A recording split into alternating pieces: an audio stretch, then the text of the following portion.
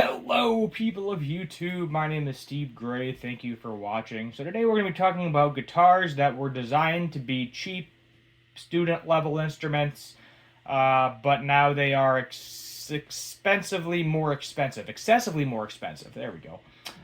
So let's go ahead and dive into it. So it was designed to be a cheap student instrument. How did it become one of the most desirable guitars? How did a student guitar become one of the most desirable models of all times? Today's guitar community has become very gear-centric. Big pedal boards, boutique offsets, a plethora of plugins are worn on people's chests like badges of honor. It's sometimes funny and the butt of many jokes, but it also shows that the real level of dedication to the pursuit of tone. So when you think about guitarists and how much they dearly love their expensive or vintage guitars, it's kind of ironic that the Les Paul Jr. has ended up as one of the most desirable guitars on the market for the kids. Les Paul Jr. was first introduced by Gibson in 1954 as their affordable entry-level option, low budget, for minded guitar enthusiasts. Was and is a heavily stripped-down version of the classic Les Paul model. While it retains a single-cut shape, there is no longer an arched top, no longer a maple cap, just a mahogany body. Furthermore, the electronics are very simplified to a single P90. As such, there is only one set of tone and volume knobs. So that should say one tone and one volume knob, just for a reference, because typically there's only one of each. So by scrapping some of the pricier electronics, hardware, carpentry, etc., it made it more accessible to the average day person. But it was a hit. So despite the Les Paul Jr.'s humble origins, the guitar became an overwhelming hit. The truth is, despite the many bells and whistles modern guitars prioritize, the guitar got its start as the poor man's instrument. And I don't say that despairingly. Basically, it means that was the cheapest Gibson on the shelf. That's what you could afford, so that's what a lot of people bought. But in the era of big band music, it was far more portable and rugged than many other stringed instruments of the town. Easy to bring on the go, could be played around by the campfire, and acoustic guitars didn't require amplification for low volume performances.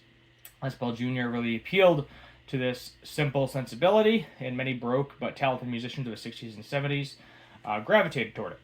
The obvious example is how punk rockers fell in love with the simplicity of the instrument when we think of Johnny Thunders, Joan Jett, Mick Jones, and many others early days. However, the first person to put the Les Paul Jr. on the map for me, so for the writer, was Keith Richards. Leslie West and Gary Moore deserve plenty of credit for popularizing the guitar in the early rock and roll days as well. So the Les Paul Jr. really signifies how its core rock music is simple, straightforward, powerful. It doesn't require all the boutique features of shiny new designs. Someone on Instagram accounts may suggest you just need the resonant plank of wood that will stay somewhat in tune. The Gibson Les Paul Jr. is exactly that. Yeah, sometimes those non-intonatable bridges on those things were rough. At least if it has like one of the lightning bridges, you get some intonation out of it. Despite its origins as a student model, it's become one of the most beloved guitar designs of all time, which is why it's also stupidly expensive right now. So even though we should have all looked down at it back in the 50s, we saw true value in one of Gibson's greatest ideas. And of course, you have Billy Joe Armstrong there playing it too. So I think what we're going to call this video is guitars that are expensive but shouldn't be. I'm actually curious what a Gibson Les Paul Jr. is going for these days. Okay, I guess you can get a... No, that is an Epiphone. I hate when they do that and label it as a Gibson. But it looks like a brand new one is going to set you back $1,600. Let's see if we got any here on the Reverb. So you might be able to get away with getting one for around $1,000 on the used market, I'll say. But they have like custom shop model, yeah, custom shop right there, that are like $3,200 for a single pickup guitar with no frills. It's just kind of crazy to me, you know. Oh, there's a vintage one for $10,000. There's another custom shop model for $3,000. But if you get like a plain Jane regular USA one used, I'd say you can probably get it for around $1,000. So that's the price of these things. What they were priced as back in the day, I have no idea what the equivalent was. I assume it would probably be somewhere around the same general price point because it seems like that's how Gibsons go. You know, it seems like they're keeping up with inflation. On the other hand, if you want to go the kind of knockoff, you could say knockoff, or you don't have to say knockoff, but don't get a Gibson, don't get an Epiphone, you can do something like this. Harley Benton single cut, $180. So, I mean, there's the options are out there for you. I'm actually curious what an Epiphone Les Paul Jr. is also going for these days. Epiphone Les Paul Jr. Go to shopping. So a new Epiphone Les Paul Jr. is going to set you back about $500. Used, let's see here. There's one for $175. Okay, yeah. So Epiphones, you can get them. It looks like used a bit cheaper. Not sure about having the actual P90 in it though, because a lot of these seems like they're coming loaded with a humbucker. So it might be a little bit more of a hunt to try to find a used one with a humbucker in it. But yeah, I mean, as I said, you look at something like this, really not that expensive. You know, 180 bucks, good to go. And a couple other guitars, if you are, we'll start with the Airline guitar. So this was, I believe, a fiberglass made guitar in the 60s that was essentially worth absolutely nothing. They don't even have a truss rod in them. So once the majority of these got thrown in the trash because the necks warped and you couldn't use them, or they ended up getting used for slide.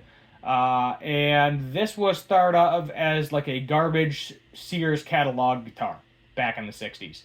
And then Jack White decided to pick the thing up. And now you're lucky if you can find an actual one, because they do make replicas, but you're lucky if you can find an actual one for less than $1,000. So yeah, there's a newer modern one. The modern one, I would honestly, with this specific guitar, unless you really, really need to have a vintage correct one, I would highly recommend buying a modern replica, because it is going to play significantly better, unless you're just buying it to say, I have the Jack White guitar and hang it on your wall. That is a little bit different, but there's actually, at this point, I think, a lot more replicas of these things than you will find actual real ones. An actual one did show up locally for me, but someone bought it, you know, ahead of me, unfortunately. I think he had it listed for $1,000, and I was like, you know what? Let's see if I can get it. But unfortunately, I was not able to get it. Kurt Cobain is going to be another person that comes to mind as well. So this is a Univox High Flyer. This is replicating a Mosrite. So the Mosrite guitars, regardless of Kurt Cobain played them, were very excellent guitars, very expensive. The Univox was essentially a knockoff version of that, specifically the Univox High Flyer. Because if you look at other Univox guitars, they do not sell for what these sell for. These sell for pushing $1,000 because they were cheap at the time. Kurt Cobain was smashing the crap out of these things on stage constantly because he would just go to local pawn shops. These would be hanging on the walls because nobody wanted them. So nobody wanted them until he played them, and then everybody wanted them. And because he broke so many of them, and I'm sure a lot of them got destroyed in the same process with the punk and grunge bands, there are not as many out there. And this is the same thing. These ones, you can get an original one if you have the money. And I don't really say anything against it because they are decent instruments. You know, more at the entry level. But you can also buy replicas. You know, Eastwood is really good at making replicas of these things. I think Harley Benton has their own version of it as well. And that is an option. So, I mean, it's essentially the reason that some of these guitars are way more expensive, and you look at them and you think, wow, that's just really simple. There's nothing fancy going on there. And you're 100% correct. There's nothing fancy going on. So, in terms of my blues friends, which is the only reason I know about this particular guy, is because of a poster I own, and he is posted on there as like one of the best guitarists, C6 Steve. So he, if you're unfamiliar, as I said, blues guitarist. This is kind of his junker guitar. So this is like a 60s. I don't know if it's a Tisco or Kawai, Sorrento. It's one of those Japanese guitars. And it looks like he just slapped 4 strings on that bad boy.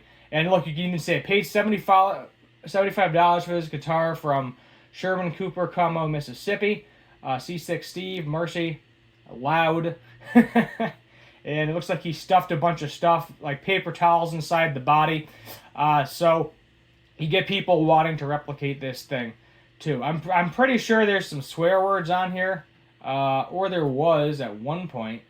Let's see if I can find another image of it.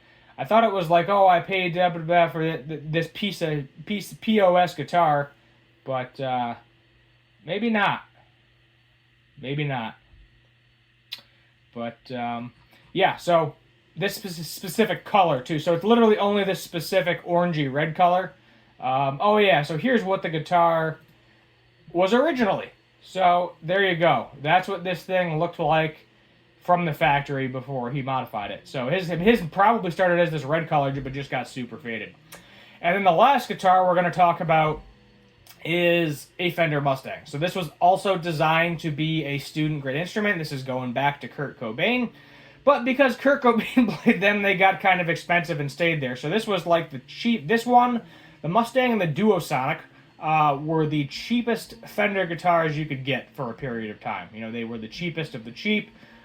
Student entry-level guitars, very simplistic. And that was essentially all she wrote. However, Kurt Cobain picked one up yet again. He smashed a few of these on stage. Not as many as the Univox High Flyer, but he definitely smashed them. So now, if you try to find a Mexican-made one, they're pushing $1,000. You can get a Squier for a reasonable price if you're going for Squier. But if you want an actual made in the USA one, it's going to cost you over $1,000. That's just it. So these are all examples of guitars where they were designed to be like a student level, lower end, you know, fairly inexpensive guitar, but because someone famous picked them up, a lot of people want that guitar. They saw, you know, that guitar, specific guitar, or guitars in this case, have been seen by a whole lot of people. They want that guitar, whether it's to play it or just hang it on their wall, whatever the case may be. I mean, I think one of Kurt Cobain's Mustangs sold for like $1 million or something. The Smells Like Teen Spirit one. So, I mean, there it is. There you have it. Stuff that shouldn't be expensive, but is. So, if you want something that looks like it, definitely go Harley Benton, go Off-Brand, Firefly, whatever, anything along those lines. If you got the money and you want to pony up for it, by all means, there's Epiphone to Gibson, there's Squier to Fender, so there are cheaper options out there. If you're just looking for the look and don't care that it says Gibson or Fender on the headstock, but if you do 100% need to have it, I can respect that and understand that. Not going to come out of my wallet though. I can tell you that right now. I'm not paying $1,000 for a guitar that everybody initially thought was a major turd, like the Airline. Nope. Came close though, because I think they're going for well over. I'm actually curious. Let's go to Reverb here. Let's do Airline guitar and see if we can actually find any that are for sale, like actual ones. 2023, 2014. There's a newer one. I might have to put in the word vintage. This might be, is that an original one? I'm not sure. Okay, there's that. That looks like an original one from Guitar Center. Yeah, that's an original one. Okay, $2,000. So yeah, I think I was probably trying to buy it to resell it. 9 out of 10. But there it is. There you have it. I'll end it there. Thank you for watching. Hit that subscribe button, like, share, comment, all that fun stuff. And as always, have a good one.